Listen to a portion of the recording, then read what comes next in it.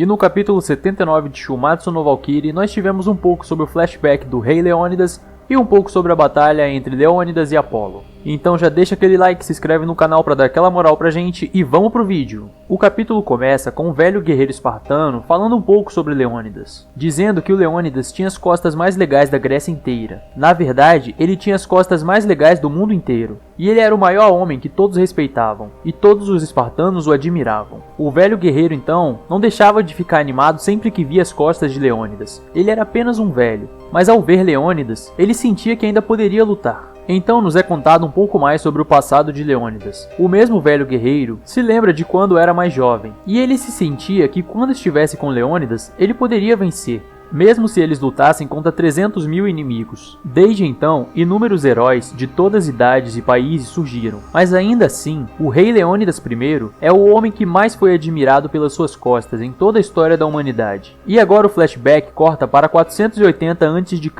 e nos é mostrado um grande exército no desfiladeiro de Termópilas. Então nos é revelado pela primeira vez o rosto do Xerxes I, o quarto rei imperador do Império Persa Aquemênida, e ele possuía um exército persa de 300 mil guerreiros, e diziam ser o mais forte do mundo. E então ele começou a atacar toda a Grécia, e a aliança grega centrada em Esparta e Atenas estava prestes a ser subjugada. Então agora a cena corta para o presbitério espartano na sala de conferências, e ali nos é revelado o rosto de Rages, o guarda do presbitério espartano, e para ele parece só mais um dia normal de trabalho. E enquanto isso, vemos o presbitério espartano, e no meio dele tem uma estátua do deus grego Apolo, e várias pessoas ao redor daquilo. E ao que parece, está havendo uma reunião, enquanto Hades acha que tudo está muito entediante. Então nos é revelado o rosto de dois anciãos, e eles dizem que lutar contra o Império Persa não será permitido, e que agora é a época do Festival de Carneia, e se alguém for para a guerra, o castigo divino do Senhor Apolo cairá sobre essa pessoa. E basicamente, o Festival de Carneia é um festival em homenagem à glória de Apolo. E durante o Festival de Carneia, toda ação militar é proibida, e é dito que Apolo desceu dos céus e disse ao povo dessa terra que o oráculo de Apolo, que foi passado de geração em geração ao povo espartano, é absolutamente inviolável. Enquanto isso, um cidadão de Esparta diz que eles devem parar o exército persa antes que eles invadam o Peloponeso, e que eles devem atacar agora, caso contrário não serão capazes de resistir a eles depois. E o Peloponeso, na verdade, é uma península no sul da Grécia, conhecida por ser muito montanhosa e de difícil acesso. Então o cidadão espartano se pergunta o que acontecerá ao povo espartano caso os persas consigam invadir Esparta, e que na pior das hipóteses, toda a Grécia poderia ser reduzida a cinzas. Então os dois anciãos ficam sérios e se questionam se o cidadão espartano está insinuando para eles desobedecerem os oráculos que os espartanos protegeram por centenas de anos. Então eles começam a rir e dizem que não há nada com o que se preocupar. Afinal, o Festival de Carneia vai começar dentro de alguns dias, e se os espartanos forem lutar, eles irão lutar depois. Mas o cidadão espartano ainda diz que isso pode ser tarde demais. Mas o ancião diz que eles são Esparta, o estado militar mais poderoso, e que os jovens nunca conheceram a guerra e não a entendem. E não há como o povo espartano ser derrotado por um atraso de apenas alguns dias. O ancião então diz ao jovem cidadão espartano que ele não irá repetir nada, e que essa é a vontade do oráculo. Enquanto isso, o Hades observa toda a discussão de longe, e ele diz que já sabia que iria acabar assim. Afinal, os anciãos nunca escutariam um jovem espartano. O Hades, então, com uma cara de entediado, diz que se essa é a vontade do oráculo, não tem como evitar, e que o que tiver que acontecer vai acontecer, e alguém terá que decidir o que fazer a respeito. Agora temos uma pausa no flashback do Hades, e ele diz que, pensando bem, ele era exatamente como aqueles anciãos, pois ele estava apenas seguindo o fluxo da maré. E aqui vemos que o Hades parece estar num tipo de quarto, não sei bem se é uma prisão, mas ele está bem confinado aqui, não sei se é só para entrevista ou se ele realmente está preso. O Hades então diz que a maioria dos espartanos também se sentiram assim. Afinal, eles não tinham que pensar por si mesmos e só precisavam seguir o oráculo, e sofriam pressão dos anciãos para seguir a vontade do oráculo de Apolo. Mas aquele cara era o único que pensava diferente. E então vemos de novo o flashback do Hades. E agora vemos o Leônidas sentado diante de toda a discussão dos anciãos. O Leônidas então está fumando uma espécie de cachimbo e ele começa a rir. E ele diz aos anciãos para eles não o fazerem rir. Então ele começa a se questionar: punição divina, Apolo, oráculo. E então ele começa a xingar os anciãos, enquanto dá uma baforada com seu cachimbo. Leônidas então sobe até o centro do templo e diz que ele nunca conheceu e nunca viu um deus assim. E ele pede desculpas, mas ele não vai seguir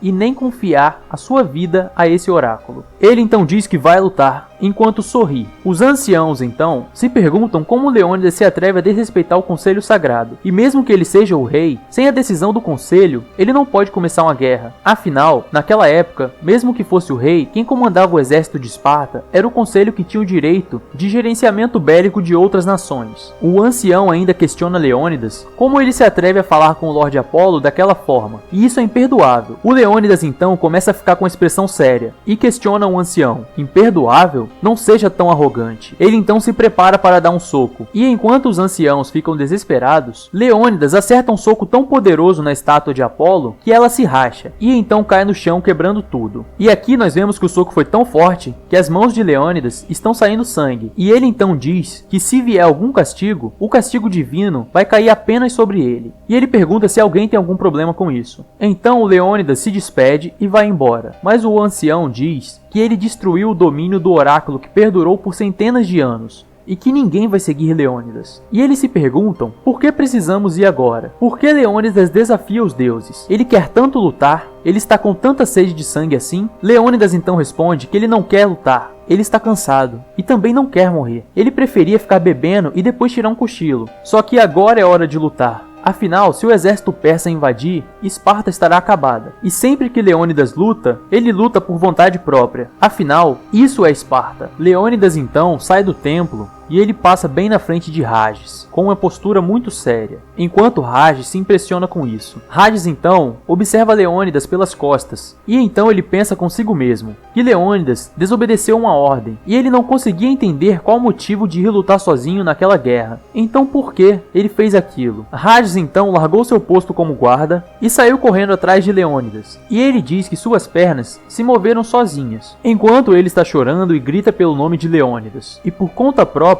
a alma de Rages estava seguindo as costas daquele homem. Mas Rages não foi o único que seguiu Leônidas. Vários guerreiros espartanos foram cativados pelas costas daquele homem. E então, com sua ação, Leônidas reuniu mais de 300 homens. Ele então se vira para trás e vê vários guerreiros espartanos. E ele pergunta se todos aqueles guerreiros estão cientes que eles estão indo para uma guerra real. Mas os guerreiros não mentem para Leônidas e dizem que estão com medo. Afinal, eles não sairão vivos dessa batalha. Mas eles são espartanos. E então todos se alinham na frente de Leônidas. E Leônidas pega o escudo do espartano e diz para todos os guerreiros fazerem como quiserem. E assim, o destino, não. Leônidas, aquele que se rebelou contra os deuses, e mais 300 espartanos foram para a Batalha de Termópilas. E então nos é mostrado uma imagem de 300 espartanos enfrentando um exército de mais de 300 mil inimigos, e nos é mostrado o rosto do rei Xerxes e Leônidas com os braços cruzados, dizendo que os espartanos vão mostrar como eles lutam. Rages então dá novamente uma pausa em seu flashback e ele diz que 300 homens contra 300 mil inimigos, isso parecia bem assustador na época em que eles lutaram, mas graças a tudo aquilo, pela primeira vez na vida de Rages, ele estava se sentindo vivo, e ele não possuía arrependimentos, e ele acredita que nenhum espartano também tinha qualquer arrependimento. Afinal, o rei e todas aquelas 300 pessoas sabiam que eles iriam morrer naquela batalha, e em sua luta, toda a Grécia se juntou à causa, e eles fizeram o exército persa recuar e salvaram seu país. E essa foi a sua vitória. E a grandiosidade do rei Leônidas eram as costas dele. As costas daquele homem encantavam a todos. As costas dele eram incríveis. E então agora a cena já corta para a arena do Ragnarok. E nos é mostrado agora as costas do Leônidas, enquanto Apolo está à sua frente. E enquanto isso, o Rages e todos os outros guerreiros espartanos vibram por Leônidas. E então Leônidas pergunta a Apolo se agora ele entende que as ordens dele se tornaram o oráculo de Esparta. E então ele começa a ofender o Apolo e diz que ele odeia que fiquem dando ordens a ele. Então ele dá uma tragada em seu charuto e diz que agora ele vai se certificar de que o Apolo vai pagar pelo que ele fez. Enquanto isso, o Apolo dá uma de desentendido e ele diz que só disse aos espartanos para não lutarem e que foi apenas uma agradável e pacífica ordem, enquanto os anciãos na plateia ficam desesperados e os espartanos ficam muito enfurecidos. O Apolo então chama o Leônidas de muito atrevido e diz que se ele quiser falar com uma divindade poderosa como o Apolo, antes de qualquer coisa, ele precisa se ajoelhar, e isso só deixa o Leônidas com mais raiva ainda. E então o Leônidas posiciona seu escudo para trás e percebemos que o escudo do Leônidas está se transformando. E enquanto o Leônidas diz que também queria fazer o Apolo se ajoelhar, e o seu escudo acaba virando uma espécie de lâmina. E descobrimos nesse momento que esse escudo é sua arma divina. O poder que reside nele se chama Aquele que Avança com a Lança e possui a quinta irmã Valquíria, Geirolu. E enquanto isso, Leônidas avança para cima de Apolo. Mas Apolo recebe o ataque de Leônidas, parando tudo com suas mãos. E o nome dessa arma que Leônidas está empunhando se chama Kusarigama. E então, ele continua xingando o Apolo e parece que das mãos de Leônidas está saindo uma aura. E então Apolo, que antes estava conseguindo segurar o ataque de Leônidas, de repente começa a sofrer pressão em suas mãos. E então Leônidas levanta Apolo, que não resiste ao ataque, e é atingido por ele, saindo sangue de Apolo. E então Apolo está caindo de uma altura bem considerável. Enquanto isso, Leônidas, enfurecido, diz ao Apolo que se ele deseja ter uma vida longa, é melhor ele não ficar no caminho de Esparta. E enquanto isso, todos os espartanos vibram. E assim termina o capítulo 79 de Shumatsu no Valkyrie. E vale a gente citar aqui algumas coisas interessantes, que o Apolo está subestimando demais o Leônidas. E essa altura do Ragnarok, com 4 vitórias para a humanidade, eu acredito que não faz sentido nenhum qualquer deus subestimar um humano no Ragnarok. Afinal, os caras são muito fortes, pô. E os próprios gregos já tiveram o exemplo do Poseidon, que subestimou Sasaki a luta inteira. Então não faz sentido nenhum o Apolo continuar subestimando o Leônidas assim. E por conta disso, eu acredito que no próximo capítulo, nós veremos a verdadeira essência do Apolo. E ele deve vir um pouco mais sério para essa batalha e começar a revelar suas habilidades. No mais é isso, eu espero que vocês tenham gostado do vídeo. Lembrando sempre que se você quiser dar aquela moral pra gente, deixa seu like e se inscreve aí no canal. Vai estar ajudando bastante a gente. Valeu, tamo junto e até o próximo vídeo.